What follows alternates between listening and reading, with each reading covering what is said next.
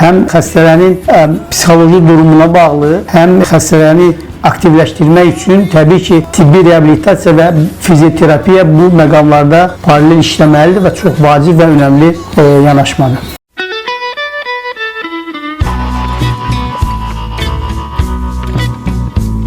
Təbii ki, xəstə əməliyyat olunur, yəni hansısa bir sümük sınığına söhbət edirsə, əməliyyat olunaraq fiksə edilir və müəyyən bir zaman kəsiyində xəstənin sümüyün bitişməsini istər rentgenoloji, istərsə klinik olaraq dəyərləndirilir. Amma bəzi xəstələr yeriməkdən imtina edirlər, qorxurlar deyək. Burada bir çox məqamlar var. Birinci, xəstənin psixoloji durumuna bağlı olan məqamlar olur ki, yəni aldığı travmadan sonra eyni zamanda bir stres yaşayır, mən daha bir də yeriyə bilmərəm.